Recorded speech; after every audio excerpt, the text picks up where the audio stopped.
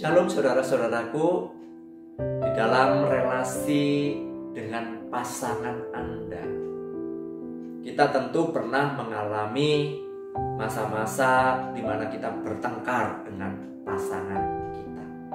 Nah, mungkin di dalam masa pandemi ini justru semakin banyak pertengkaran-pertengkaran yang terjadi. Atau mungkin saudara yang belum menikah pada saat ini juga mungkin saudara sedang bergumul dengan seseorang. Apa yang perlu Anda ketahui untuk bisa membangun satu relasi yang kuat? Apa yang harus saudara lakukan untuk memiliki satu relasi yang boleh memuliakan Tuhan? Temukan jawabannya di dalam Inspiration Today.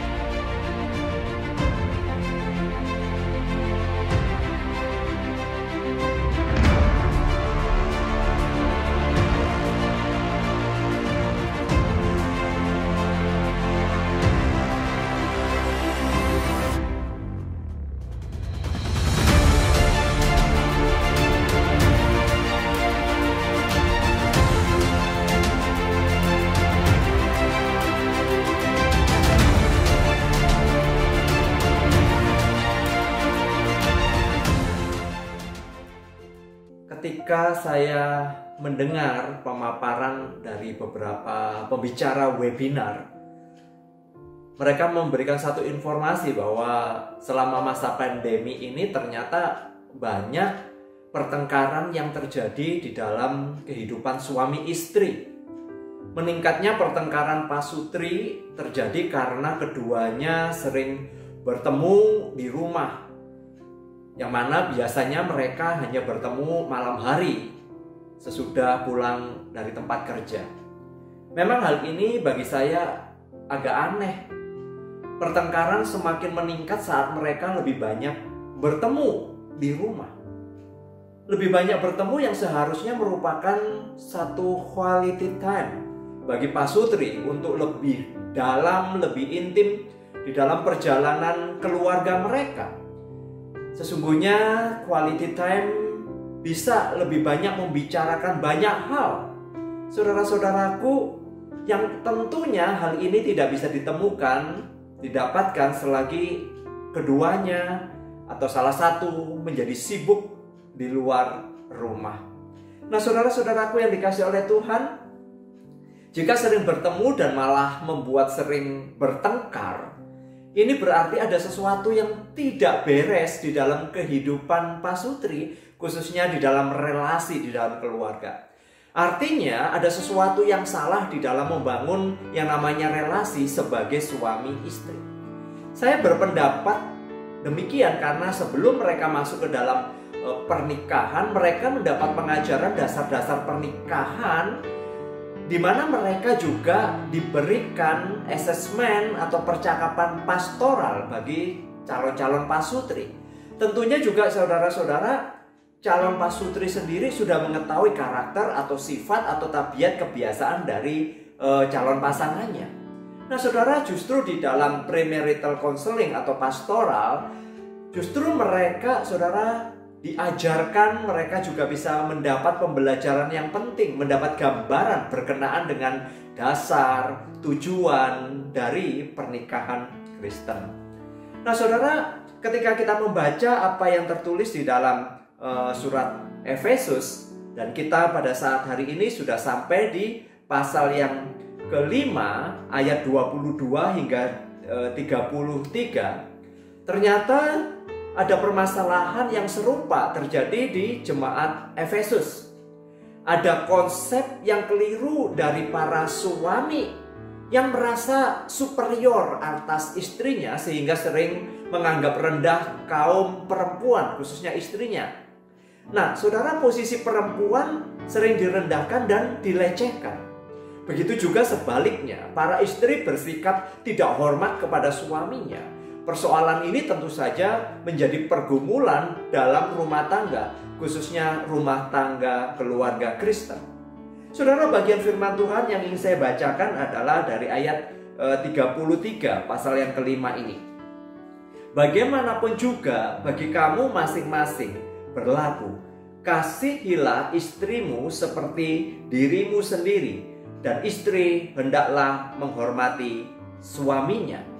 Saudara-saudaraku, apa yang terjadi dan dipaparkan oleh Rasul Paulus sesungguhnya sebuah nasihat kepada jemaat-jemaat yang ada di Efesus, agar mereka kembali melihat jati diri mereka setelah mereka mendapatkan anugerah keselamatan di dalam Kristus, bahwa mereka adalah manusia baru, ciptaan baru, yang seharusnya mereka tunduk kepada Kristus.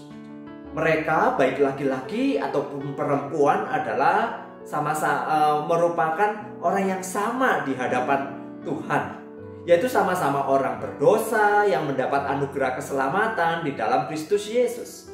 Nah, saudara, di dalam pernikahan mereka harus tunduk kepada Kristus yang adalah kepala bagi jemaatnya.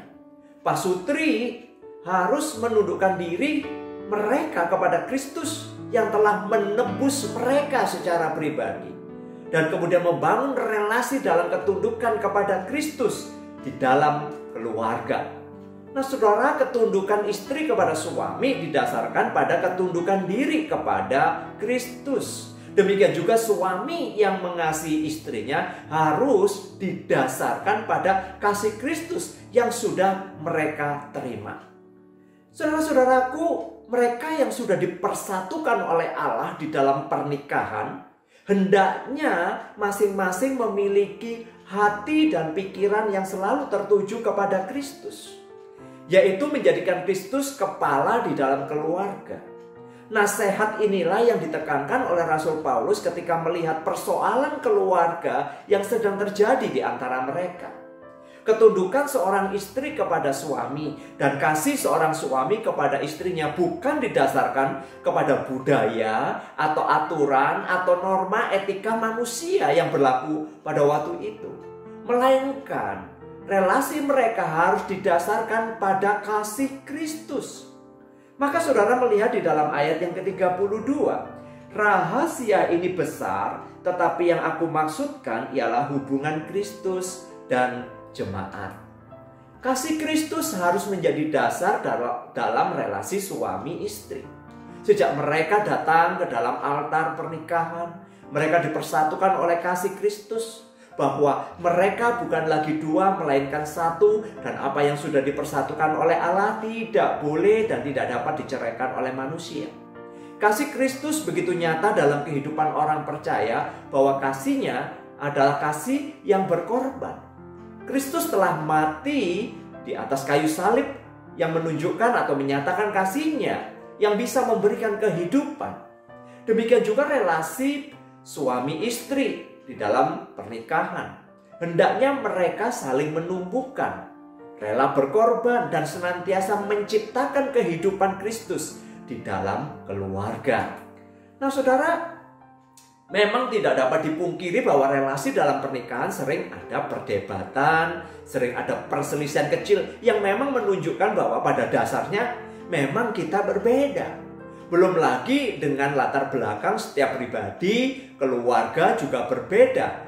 Itu masalah budaya, latar belakang yang memang berbeda, saudara-saudara. Terlebih ketika pola pikir dan pola didikan, pola asuh di dalam keluarga yang memang berbeda. Namun perbedaan ini adalah untuk dapat saling melengkapi dan bisa saling menumbuhkan, saling mengasihi dan menghargai satu sama lain. Kesemuanya itu harus didasarkan kepada yang namanya kasih Kristus. Maka saudara, sangat penting bagi saudara, khususnya bagi saudara yang belum menikah atau sedang mempersiapkan diri untuk sebuah pernikahan. Saudara-saudara, yang perlu Anda pelajari, yang perlu Anda renungkan adalah pengenalan pribadi kepada Kristus, yaitu kehidupan pribadi yang sungguh terjadi di dalam kehidupan saudara ataupun calon pasangan saudara. Untuk mereka benar-benar menerima Kristus sebagai Tuhan dan Juru Selamat. Saudara-saudara, ketika seseorang menjadikan Tuhan sebagai Tuhan di dalam kehidupan pribadinya, maka orang-orang ini akan mengerti saudara-saudara, bahwa hidupnya harus tunduk kepada Kristus. Dasar ini saudara akan menjadi kuat dalam kesatuan sebuah yang namanya pernikahan. Karena masing-masing pribadi sudah mengalami Tuhan secara pribadi. Maka saudara-saudara, carilah pasangan yang takut akan Tuhan. Karena hal ini merupakan dasar yang kuat untuk memasuki sebuah pernikahan. Takut akan Tuhan bukan sekedar memiliki agama yang sama, bukan karena satu anggota gereja. Namun saudara-saudara, semua harus didasarkan, yaitu orang itu harus mengalami pertobatan secara pribadi dengan jelas, mengenal dan mengalami Kristus dengan jelas, yang dapat dilihat di dalam buah-buah roh kehidupan rohaninya. Dalam masa pandemi ini, memang ada beberapa orang atau keluarga banyak mengerjakan pekerjaan di rumah, sehingga banyak waktu bertemu dengan pasangan semakin banyak. Tidak seperti biasanya di mana mereka masing-masing sibuk atau dengan aktivitas pekerjaan dan mereka baru bertemu setelah mereka pulang. Kondisi capek mengharuskan mereka segera istirahat sehingga percakapan sangat minim dan seperlunya saja. Namun saudara, saat situasi pandemi seperti ini yang mengharuskan lebih banyak tinggal di rumah, tentu saja banyak hal yang bisa dilihat dan dibicarakan. Namun celakanya bukan perkataan yang membangun, bukan untuk saling menghargai yang keluar dari mulut, malah perkataan yang menyakiti.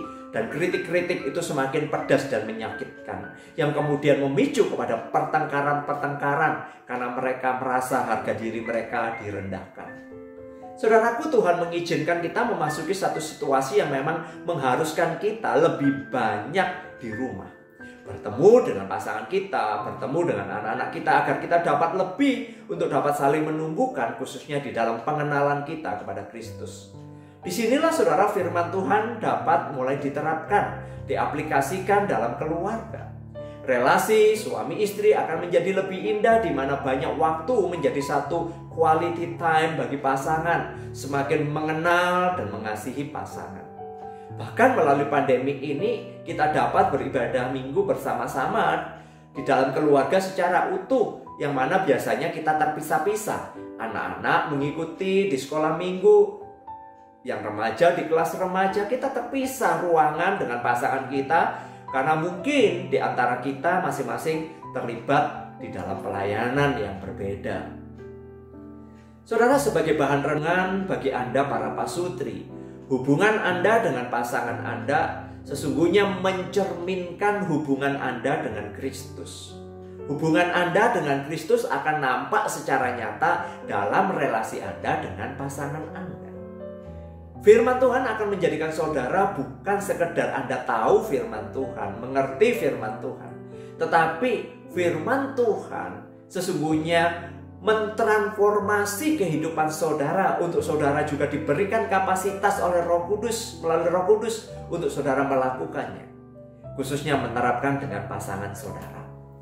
Nah saudara, bagi saudara yang belum menikah atau saudara sedang mempersiapkan diri untuk menikah, kenalilah calon pasangan saudara baik-baik. Buka mata saudara lebar-lebar, khususnya mata rohani Anda. Apakah calon pasangan Anda adalah orang yang nantinya bisa membawa Anda semakin dekat dan mengenal Kristus, membuat Anda semakin bertumbuh di dalam Kristus dan semakin Anda mengasihi Kristus? Atau mulai sekarang yang terjadi sebaliknya, saat ini Anda sudah melihat bahwa calon pasangan Anda semakin membawa Anda jauh dari Kristus? Saudara, jika ini terjadi, saudara sungguh meminta hikmat dari Tuhan.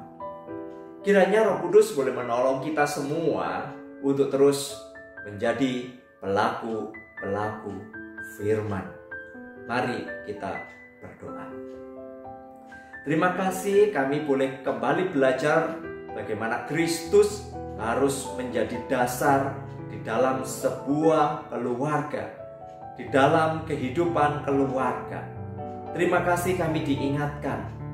Demikian juga bagi kami yang hendak menjalin atau memasuki pernikahan, biarlah kami sungguh-sungguh mendoakan hal ini, di mana pasangan kami adalah orang-orang yang sudah kenal dengan Engkau ya Tuhan. Untuk itu biarlah Engkau boleh menuntun langkah kami. Kami tetap menyerahkan di dalam kehidupan keluarga kami, supaya kasih Tuhan, rahmat Tuhan tetap melingkupi keluarga kami, sehingga kami menjadi keluarga yang takut akan Tuhan. Terima kasih, terpujilah Engkau di dalam nama Tuhan Yesus. Kami sudah berdoa. Nah saudara, jika saudara diberkati melalui renungan ini, kiranya saudara bisa share, saudara subscribe, saudara bisa komen, dan saudara bisa membagikan kepada orang-orang lain supaya orang lain juga diberkati. Kiranya kasih karunia dan damai sejahtera dari Allah Bapa, Tuhan Yesus Kristus dan Roh Kudus memberkati, menyertai saudara-saudara sekalian. Amin.